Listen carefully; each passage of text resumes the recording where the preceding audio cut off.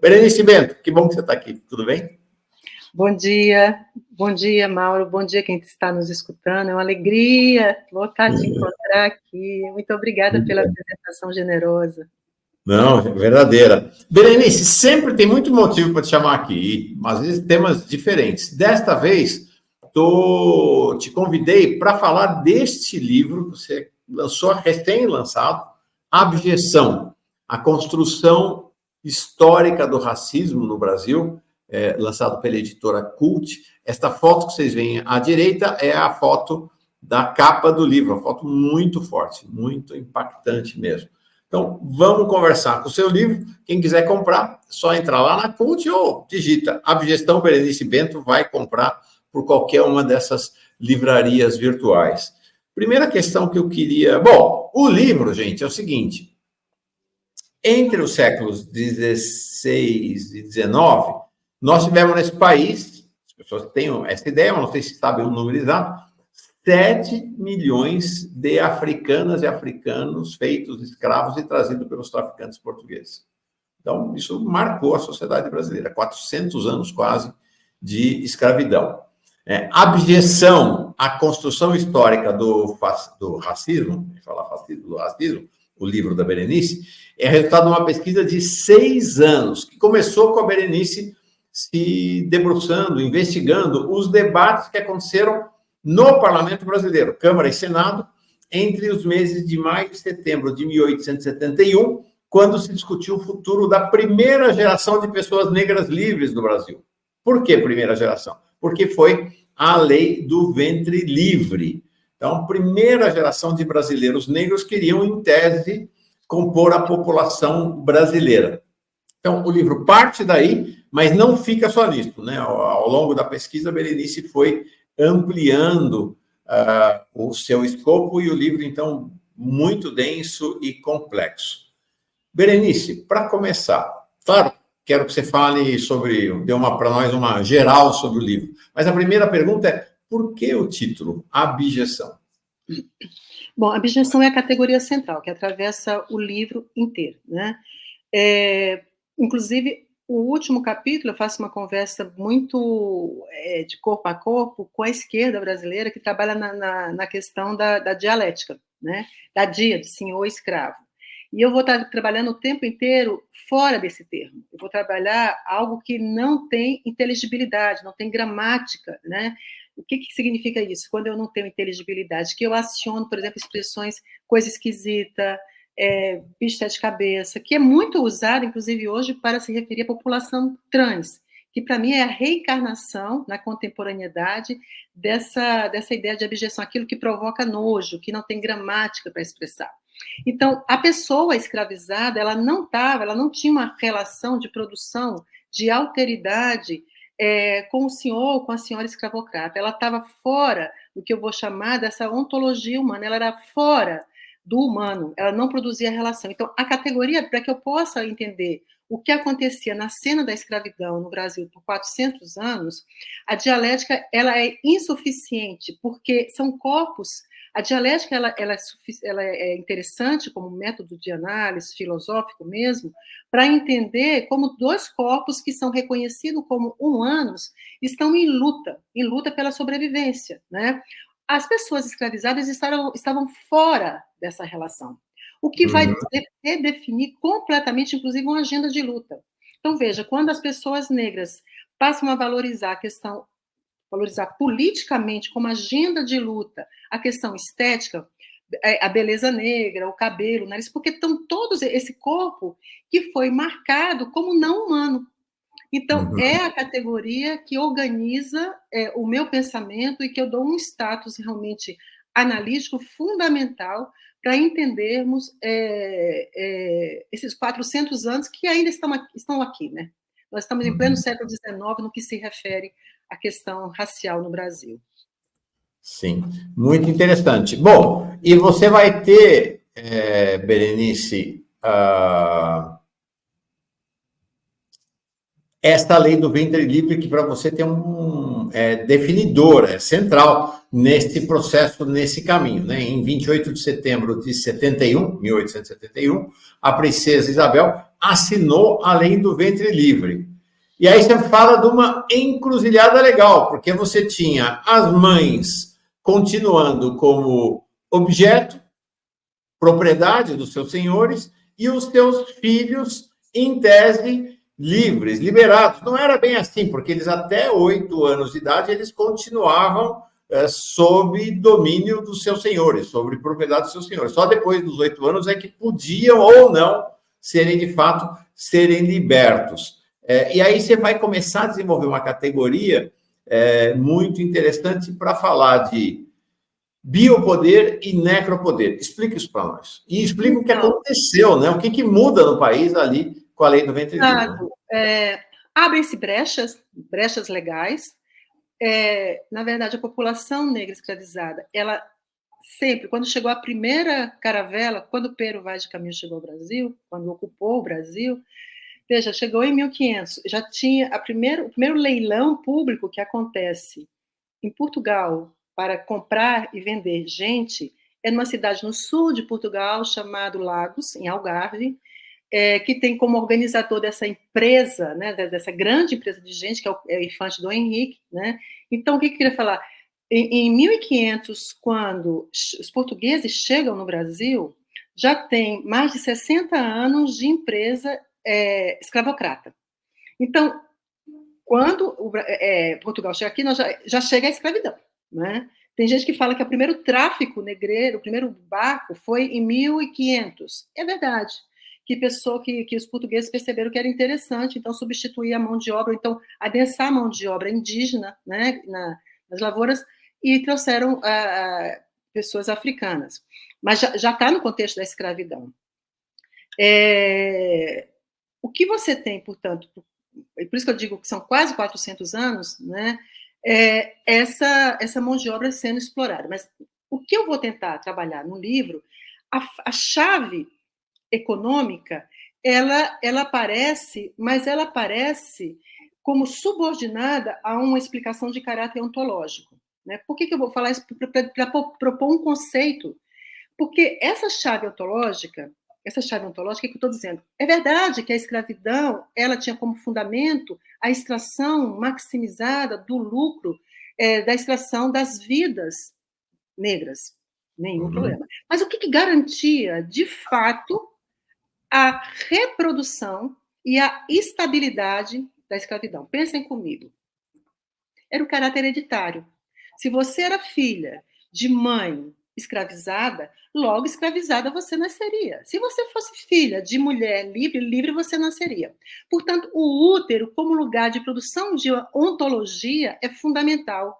O que eu vou desenvolver no livro é que são as mulheres, né, negras escravizadas que garantem a estabilidade desse sistema de 400 anos. Claro, dito isso, quando chega em 1871 e se vai discutir uma lei que vai chamar abolir o útero, foram meses de debate que acho que até pancadaria física teve um racha, conservadores e liberais, né?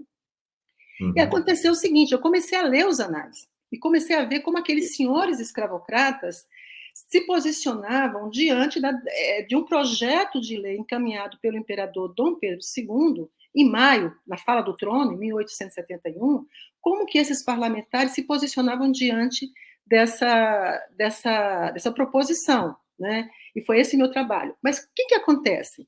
Quando eu comecei a ler os anais, né, eu comecei a analisar os discursos, começaram a abrir portas, ventanas na minha cabeça. E eu falei, bom, mas é interessante.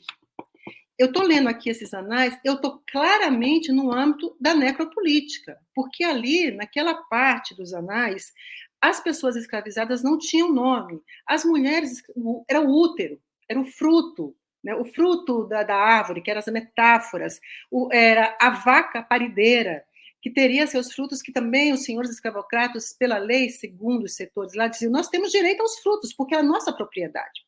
Mas eu falei assim, bom, mas eu preciso ler os anais inteiros, todos, não só a parte referente a questão do elemento servil. E aí foi aí que aconteceu algo muito interessante, que aí surge uma proposta analítica de se contrapor a oposição de necropoder e biopoder. Eu percebi que o Estado brasileiro, ele atua o tempo inteiro na chave da necrobiopolítica. É um conceito que eu proponho, uma analítica do Estado, né? O que significa isso? Quando eu me movi para os anais, as outras partes dos anais, por exemplo, reforma da estrada ferroviária, verbas para Dona Maria Antonieta, que um pedido de pensão que o marido dela tinha morrido na Guerra do Paraguai. Aí, nós nos movemos no campo das mulheres com nome, sobrenome, estado civil, endereço e a capacidade de provocar o Estado para ter determinados direitos, o que era absolutamente estranho à população escravizada, que não eram cidadãos, não fazia parte da população brasileira. Quando eu vou para esse campo dos anais, o que eu vou? Eu vou me mover no que nós chamamos hoje, no conceito de Foucault, que é o biopoder, o cuidado com a vida. Então, o Estado brasileiro está o tempo inteiro operando, produzindo a vida, cuidando da vida e produzindo incessantemente a morte.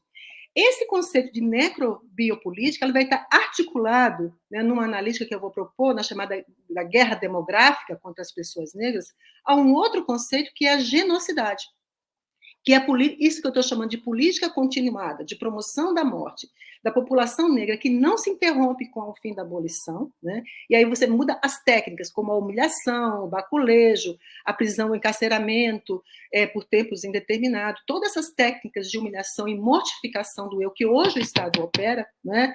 É uma continuidade daquilo que acontecia durante a escravidão. Mas, para fechar, então, o que eu observo, Mauro? O corpo da mulher negra, então, ele passa a ser a minha metáfora privilegiada para tratar esse conceito de necrobiopoder. Porque o que acontece com todas as questões do projeto da Lei do Ventre Livre?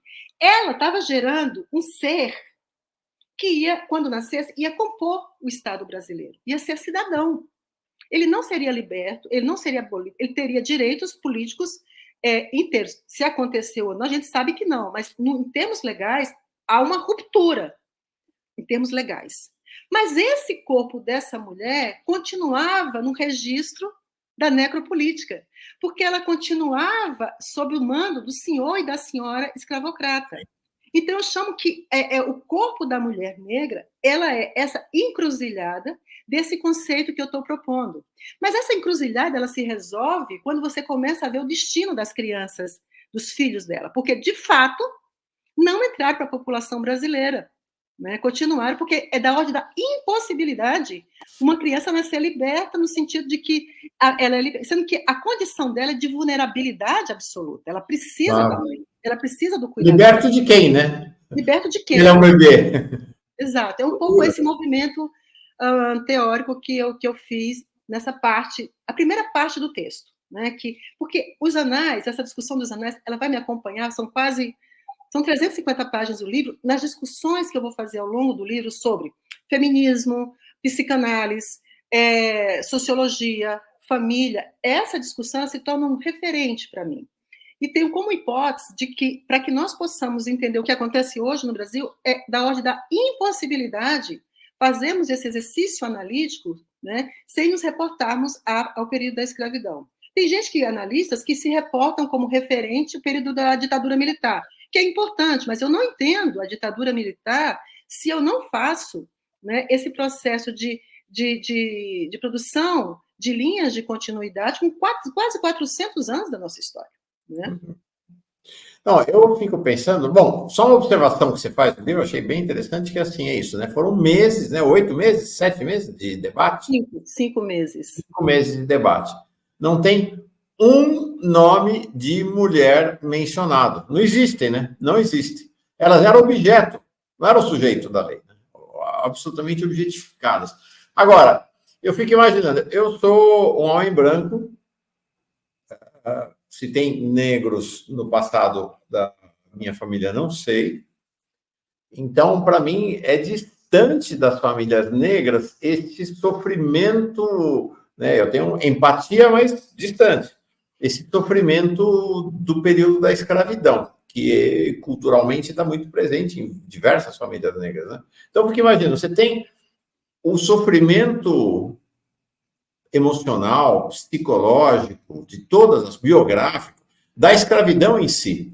E aí você vai fazer além do ventre livre, Berenice, eu fico imaginando o que foi para essas mulheres, que assim, além de ser escrava, de ter todo o sofrimento da escravidão, ela continua escrava e o filho fica livre. Né? É um negócio, é mais uma camada de sofrimento intenso para essas mulheres todas. Né? Perfeito. É uma tese que eu vou desenvolver no livro. Eu tenho 2 capítulos bastante densos, ao meu ver, porque me demandou muito esforço, né? Que foi para entender a questão dos feminismos. Porque, veja, essa mulher que você acabou de dizer disso, dela, né? Eu me pergunto se ela era mulher. Eu vou dizer que a categoria gênero, ela não tem utilidade nenhuma para entender o período da escravidão, né? Nem patriarcado. Eu vou desenvolver isso ao longo das minhas reflexões. Porque, veja, essa mulher que você acabou de visibilizar na sua fala, o que definiria, em termos hegemônicos, o que é a mulher, né, na estrutura binária e dimórfica, é a possibilidade, é a maternidade. O destino da mulher é ser mãe. Que nós estamos aí nessa luta para quebrar isso, né? Mas é isso que define a mulher, no sentido hegemônico. Veja, mas as mulheres negras escravizadas estavam interditadas dessa possibilidade. Porque o que define a maternidade, além da questão biológica, da reprodução biológica? É a autoridade e o vínculo emocional com seu filho. Os filhos e as filhas das mulheres escravizadas não eram filhos e filhas dela. Podiam ter até o mesmo nome, são meus filhos, mas não eram.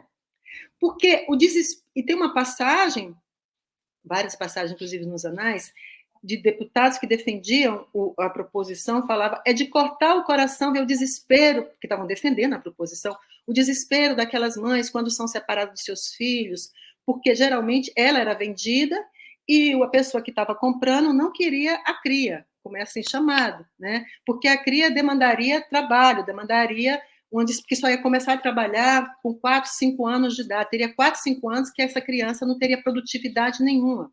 Então, essa mulher, ela não está no registro da maternidade. É importante falar isso? É importante, mas é insuficiente, Mauro. É insuficiente para nós entendermos o que acontece hoje. Porque se você pega a agenda de luta dos feminismos negros, de fato, a luta ainda é pelo pertencimento ao gênero. Quando você vê as mulheres negras falando, o Estado, pare de matar meus filhos, que geralmente são negros da periferia, que são assassinados pelo Estado.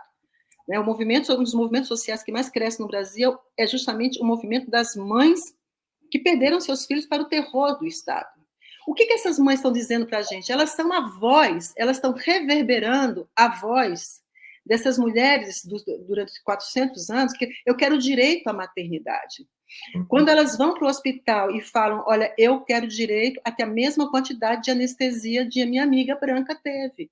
O que ela está dizendo é que aquele corpo dela continua sendo animalizado pelo saber médico, que diz que o corpo negro não sente tanta dor, portanto, não precisa de tanta anestesia. Então, me parece, a questão. Nós não podemos analisar.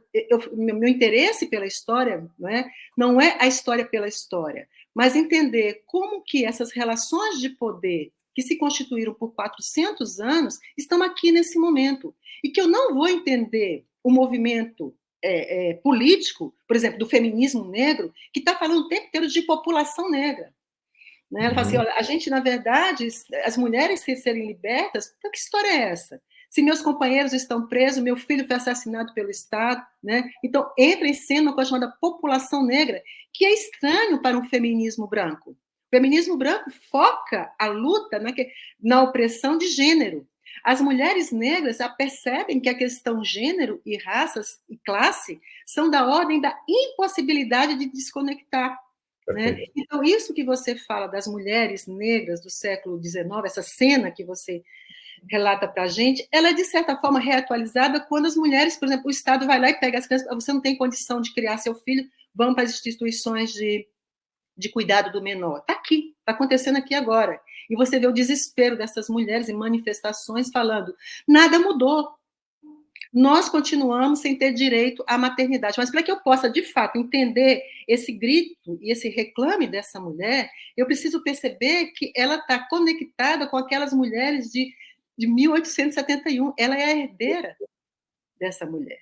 Né? Há uma linha histórica. Aí, Um aspecto interessante que é essa clivagem entre o movimento feminista das mulheres brancas e das mulheres negras acontece também nos Estados Unidos, não é? E me parece que com uma antecedência de formulação em torno dessa temática maior do que aqui em relação ao Brasil, é mais recente, talvez, apesar do problema se está colocado aqui desde, como você falou, desde o século XIX, pelo menos, desde a lei do ventre livre, mas bem antes disso, né? Desde 1500, na verdade. A formulação teórica, acadêmica, os estudos lá nos Estados Unidos foram bem mais pioneiros em relação aqui ao Brasil, né?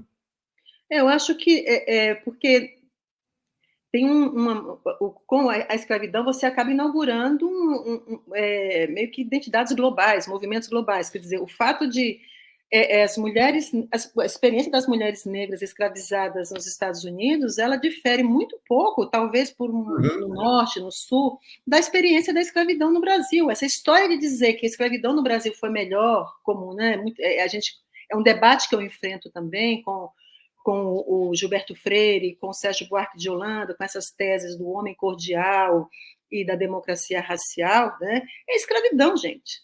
Escravidão. Você não tem nenhum poder sobre você, sobre o seu corpo, sobre sua existência. De fato, você tem nos Estados Unidos um debate que começa de forma... Porque começa, inicialmente, me parece que a aposta do movimento das mulheres negras foi participar dos movimentos feministas heterogêneos, né, com mulheres brancas e tal. A necessidade de produção de uma ruptura e uma produção de um movimento feminista negro, isso se repete em todos os textos que eu leio, era justamente porque a questão da raça era invisibilizada. Porque, de fato, entre as mulheres brancas feministas, também operavam o que a gente chama, né, o chamado Pacto da Branquitude, da Sueli Carneiro, não, da Cida, né? Da Cida Bento. Porque é isso, elas não conseguiam entender que a raça era estruturante desses corpos no mundo das mulheres negras. Né? Isso no Brasil hoje em dia é impossível falar de feminismo sem trazer a questão da raça para o centro do debate, né? Porque é isso. O que uma mulher negra e uma mulher branca... A questão da raça está ali operando o tempo inteiro na opressão dessa mulher. Mesmo que ela seja rica, né? Mesmo que ela seja de classe média alta, a questão da raça não tá fora, né? Sim, verdade. Berenice, aí tem uma questão interessante que você traz e que no livro você tematiza, né? Porque aí, já não no século XIX, mas aí estamos lá no final do século XIX, mas ao longo do século XX, esta ideia da democracia racial vai se apresentar com grande força. Você falou do Sérgio Buarque, falou do Gilberto Freire, e ela, de fato, houve um momento, inclusive, de hegemonização até nas formações acadêmicas brasileiras. E aí você vai ver o seguinte, que já lá no século XIX, o que parecia ser uma ideia original do século XX, não, ela já aparece no século XIX nesses debates parlamentares. Inclusive, tem um trecho do seu livro que você vai falar assim, olha, que eles dizem que no Brasil, ao contrário de outros países escravocratas, Estados Unidos, por exemplo, existia, olha Gilberto Freire aí, uma boa relação entre nós e nossos plantéis. Olha a escolha da palavra, não é à toa. Porque somos humanos, damos uma boa alimentação e temos uma relação quase paternal com nossos escravos. Afirmavam ainda que era preferível a situação escrava, onde eles se encontravam na proteção dos senhores e na segurança de uma senzala, de um lugar para viver, a situação dos operários europeus que chegavam a morrer de fome.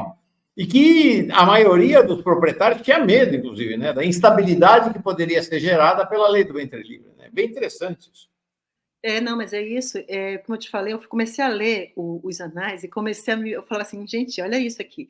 Porque aí eu comecei a me deparar com umas linhas de continuidade, com o que nós podíamos chamar de uma formação de uma cultura política no Brasil, que não é do século XIX, do século XX, os intérpretes do Brasil, né, os uspianos, 1930.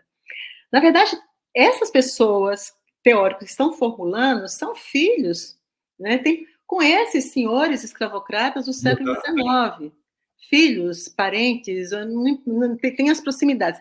Bom, então, veja, vamos pegar a questão do comunismo, que muita gente fala assim, bom, o fantasma do comunismo no Brasil começa na época da ditadura militar.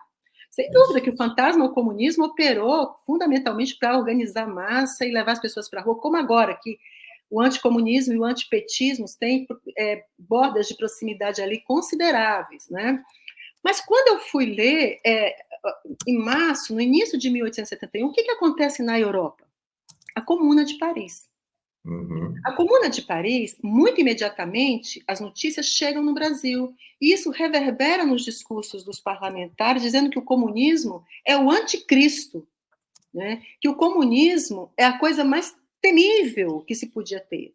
Um deputado chamado José de Alencar, é esse mesmo, o literato, né? Foi um dos que mais que ocupou a tribuna em diversos momentos, né, pelo Ceará, contra o projeto da Lei do Ventre Livre, chamou os defensores do projeto de terroristas e comunistas. Mas o que eu queria chamar a atenção? Como é que o fantasma comunista ao comunismo chega no Brasil? Chega a partir de um medo provocado pelo que está acontecendo na Europa. O que é o comunismo na Europa? O que acontece na Comuna? A coletivização dos meios privados de produção, a estatização, objeto, fábrica. É isso que aconteceu, uma reestruturação da legislação. No Brasil, qual que era a principal propriedade privada dos senhores e das senhoras escravocratas? Terra, mas principalmente pessoas. Então, vocês entendem que a questão do anticomunismo no Brasil, primeiro, é datado do século XIX, portanto, tem uma genealogia que produz, na nossa subjetividade, no nosso inconsciente, algo de longa duração. E, por outro lado, não é a versão à propriedade privada que acontece no Brasil. O nosso anticomunismo, né, é a aversão a qualquer possibilidade de transformação na estrutura de classes no Brasil. Sim. Qualquer possibilidade. Né? Então, quando a gente vê, e não só de classe, mas qualquer possibilidade de mudança das posições hegemônicas, sejam elas de sexualidade, de classe e de raça. Então, esse foi um outro achado da pesquisa, não é? E tem outros do tipo o terror. Uma coisa aí. Ou seja, o anticomunismo no Brasil existe nessa categoria racismo também. Né? Racismo e anticomunismo têm ligação íntima aqui no Brasil. Não é? Exato, porque o anticomunismo surge como uma resposta à abolição. Uhum.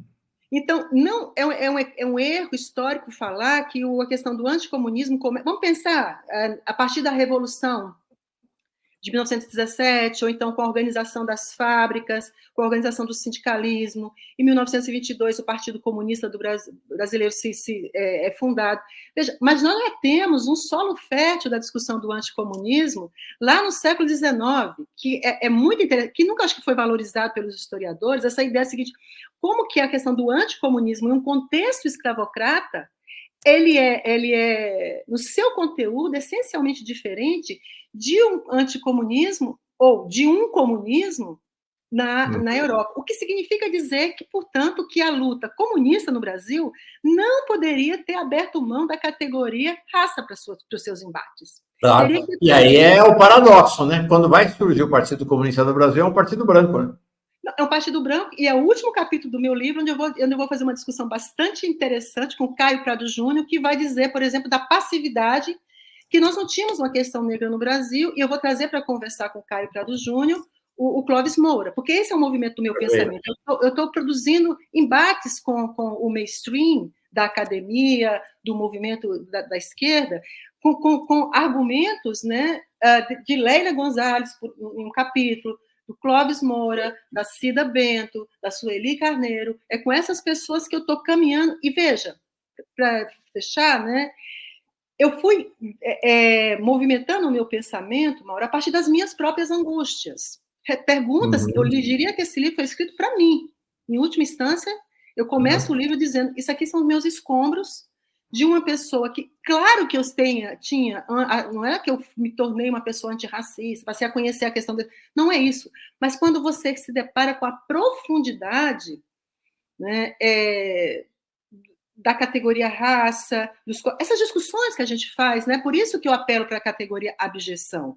E que eu fui falando, bom, eu entrei, claro, durante esses 6 anos também foi um processo de crise intelectual da minha parte, porque a pergunta que vai detonar tudo isso é como Bolsonaro é possível. Porque foi isso. Eu precisei fazer esse movimento do pensamento lá no século XIX, ler psicanálise e propondo determinados instrumentais analíticos, né, como necrobiopoder, genocidade, um conjunto de conceitos, né, porque para entender que o Bolsonaro ele é um sintoma, eu já falei isso em alguns artigos, mas eu precisava provar isso. Perfeito. Não é possível ler o Bolsonaro como um tipo de efeito da caserna, como parte considerável dos intelectuais no Brasil fizeram. Porque o PT não trabalhou a memória histórica. Isso é verdade. Mas eu encontrei o Bolsonaro na figura daqueles parlamentares em 1871. Ele é o herdeiro legítimo da Casa Grande, né? E fala disso. Né? Então, se a gente, esse processo, e por isso que eu digo assim, o meu esforço analítico não foi entender o século XIX e ficar no século XIX, mas pensar como que esses debates, né, que aconteceram, né, as lutas do movimento, as lutas das pessoas escravizadas, de todas as ordens, né, que vão desde os quilombos até as revoltas urbanas, rurais, até os assassinatos diários de senhores e senhoras escravocratas, né, envenenamento, tudo isso, quer dizer, me dá um enquadramento um pouco mais rigoroso para tentar entender o que é o Brasil. É esse o esforço analítico, né? E não para entender os parlamentares e ficar nos parlamentares. Mas pensar que aqueles parlamentares estão hoje na Câmara dos Deputados. Sim. Né? Agora, é interessante que estou viajando contigo aqui na conversa, né? Que lá nos Estados Unidos, você vai ter uma substituição da abjeção ao negro, à negra, pela abjeção ao migrante. É o migrante que vai encarnar, talvez, o pós-moderno, a pós-moderna figura do escravo, né? É o ticano, é o haitiano, é o nicaragüense, que tem cores diferentes, por sinal, né? Não é branquinho, né? Mas que vai ter aqui. Inclusive, está lá, né? É na hora que o Trump está atacando os migrantes que ele leva o tiro. Né? Não é que ele leva o tiro dos migrantes, né? Provavelmente ele levou o tiro de um jovem. A tese que há é que o cara queria matar o Trump para desencadear a Revolução Branca mesmo. Era esse o objetivo. Na Europa, a mesma coisa, né? Os migrantes estão no centro da política da extrema-direita. Aqui no Brasil não tem imigrante, né? Então, a questão da migração, ela aparece lateralmente nos haitianos, eventualmente nos bolivianos e peruanos, mas não ocupa esse lugar central que ocupa lá nos Estados Unidos ou na Europa. Então, aqui me parece que os negros continuam no mesmo lugar, né? Eles continuam, a população negra continua no mesmo lugar como grande risco à sociedade fraternal dos brancos aqui no país. Concordo completamente com sua análise, perfeito. Inclusive, eu tenho um livro que eu estou trabalhando, que são meus relatos de viagem na Europa, que eu chamo que tem uma guerra na Europa, eu digo que tem uma guerra na Europa claramente declarada contra os ex-colonizados, né, porque os escombros das caravelas estão voltando, né, e pedindo direito à cidadania, e querendo ser respeitado. E eu fiquei em Lampedusa um tempo, na ilha que recebe os ex-colonizados que tentam entrar pela Europa no ponto extremo sul da Europa, né, em Lampedusa, e vi como é que os europeus tratam esses corpos negros. É lixo, é basura, mas não tem comida, não tem lugar para ficar, né? Não fazem socorro, tanto que você tem um movimento hoje na sociedade civil europeia de barcos, e trabalhei inclusive em um desses barcos fazendo comida, que entra no Mediterrâneo para salvar as pessoas, porque as guardas costeiras dos estados, como Itália, a Grécia, não só não prestam socorro, né, como empurram de volta violando todos os direitos internacionais, né? Os campos de refugiados na Europa, eles não dão comida para os refugiados. Um outro trabalho que eu fiz foi fazendo comida, 2.500 refeições por dia, para dar comida para as crianças que chegam da África, ou do Iraque, ou da Síria. Então, é exatamente isso. A abjeção é louco, porque os europeus, eles têm terror do fascismo. Falam, não, fascismo, vamos lutar contra o fascismo, como nós vimos agora nessa questão da eleição na França. Mas parte considerável dessas pessoas tem muito orgulho do passado colonial. Portugal é um exemplo. Gente, em frente ao Museu da Escravidão em Lagos, que é um museuzinho pequenininho, com acervo paupérrimo, né, sem nenhum respeito à memória, sabe quem está em frente ao museu? É algum líder negro e tal. É um genocida, foi o cara que realmente entendeu que ali que Portugal entraria para a história com esse comércio. Chama Infante Dom Henrique, uma estátua gigante do Infante Dom Henrique. Né? E quem fez essa estátua não foi no século XVI, não foi o Salazar, é uma estátua relativamente nova. Né? Então, e eles se orgulham desse passado genocida. Né? Então, a categoria abjeção ali continua vibrando e operando com uma força regulatória, como sempre. E no Brasil somos exatamente, o que você falou é perfeito. O projeto de construção de um Estado branco, né, que tem a Europa como referente de civilização, está em pleno vapor. Né? O projeto de nação não foi concluído. Por isso, da importância da categoria que eu vou propor de genocidade, porque é algo que você não vê, às vezes aparece um policial, entra em uma comunidade e mata 20, 30, uau, massacre e tal, mas a política de eliminação do outro, né, é diária, permanente. Né? Sim. Legal, Berenice, legal. Aí tem uma questão, né? Aqui, outra questão, né? Aqui no Brasil, dramática, que também sempre eu fico com o coração apertado toda vez que as pessoas negras relatam isso, né? Que é a negação não apenas da cidadania, a negação não apenas de pertencer ao país, mas a negação do direito à história, né? Uma moda entre famílias brancas aqui no Brasil, de classe média e ricos, é fazer a tal da árvore genealógica, né? E aí depois vai pedir cidadania italiana, vai pedir cidadania portuguesa, cidadania sei lá o quê. A população negra é negada, inclusive, isso, né? Não tem sobrenome, né? Os negros não têm sobrenome. A pessoa não consegue montar uma árvore genealógica dos parentes dela em Gana ou em Angola, ou porque não tem sobrenome, né? Os sobrenomes foram apropriados pelos donos, né? Exatamente. É importante quando você fala Maria da Silva, porque esse o da Silva, eu começo o livro falando exatamente disso, né? O Maria da Silva. O Silva aí era o nome do senhor, da senhora, o senhor era o nome do pai que prevalecia, né? Nos documentos. É isso.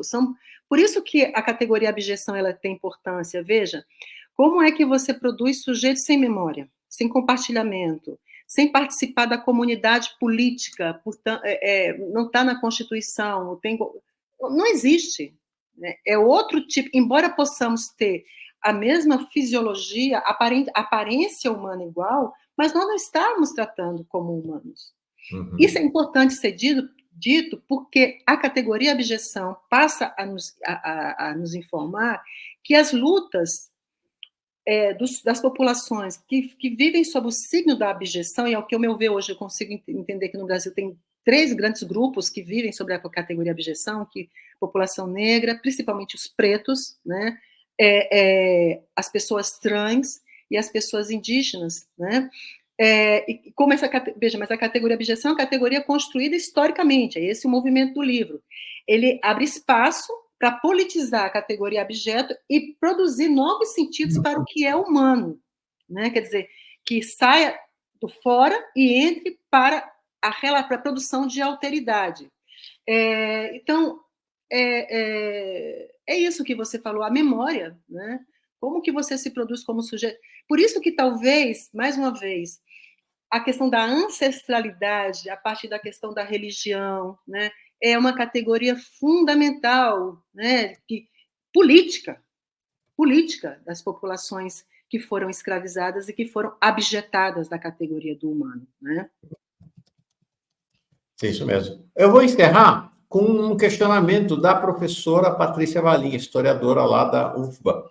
Ela diz assim: discordo de que Bolsonaro seja herdeiro da Casa Grande, pois uma das perversões do Estado brasileiro foi democratizar o acesso à escravidão. O Brasil é um país de pequenos proprietários de escravos, ou ela corrige depois, pessoas escravizadas. Como é que você dialoga com essa consideração dela? Não, mas eu acho que não tem contradição. A Casa Grande aqui, entendi o que ela falou, quer dizer, porque a ideia da Casa Grande, esse binário Casa Grande e Senzala, remete para a questão da fazenda, se é isso que eu estou entendendo, Patrícia. Isso. Eu concordo com você, né? Era uma instituição, por isso, exatamente o que você falou, é algo rizomático, que está em todas as esferas, cada casa desse país, por quase 400 anos, primeiro, era um criadouro de gente, porque o senhor escravocrata tinha acesso ilimitado aos corpos das mulheres negras, era uma fábrica, né? Isso, e cada casa, da Grande Senzala a qualquer casa, era um centro de tortura. Não podemos esquecer. Nos centros urbanos também, né? Não só centros urbanos e rurais, claro. Eram centros de tortura. Os objetos de tortura eram vendidos em praça pública, a máquina de flanges, o chicote de lácteos, o tronco, né? Então, eu concordo contigo. A ideia, a Casa Grande entra aqui como uma metáfora, vamos chamar assim, né? Como metáfora desse período onde você tem corpos que aparecem ser humanos, mas que não são humanos, né? E que aí, nesse sentido, Bolsonaro seria a reverberação desses senhores escravocratas e senhoras escravocratas, que é muito importante ser dito e trazer para essa conversa as mulheres brancas escravocratas, né? Berenice, fantástico, maravilha, fomos até além da hora aqui, mas realmente é uma conversa fascinante. Muito Abjeção, o mais novo livro de Berenice Bento, A Construção Histórica do Racismo no Brasil, lançado pela editora Cult. Você compra lá no site da editora ou em qualquer desses sites de venda à distância. Bom, em livraria, se é que elas existem ainda no Brasil, estão acabando, mas tem também em livraria. Né? Tem livraria. Mas, rapidamente, eu só queria chamar a atenção, quando vocês terem um livro. O livro está muito bonito, porque além das discussões teóricas, a equipe da CUT, que é uma equipe absolutamente genial, cuidadosa e tal, eles fizeram uma pesquisa de fotografias também nos arquivos. Então, é um livro que eu acho que dá muito prazer, né, em tê-lo na mão, porque tem cada capítulo, tem essa pesquisa imagética que eles fizeram. Tá? Ótimo. Eu vou comprar, não comprei ainda, e como eu tenho um privilégio que a maioria das pessoas aqui não tem, que é morar na mesma cidade que a Berenice, eu vou atrás do autógrafo. E fazer comida aqui em casa, né, também, Pronto. prometido. Pois é. Tá bom. Então, Berenice Bento, super obrigado. Gente querida, estamos de volta amanhã. Por enquanto, liberamos Berenice para a sua agenda intensa, intensíssima, como uma das principais intelectuais do país. Obrigado, Berenice. Um beijão. Obrigada, Mauro. Tchau, pessoal. Bom dia.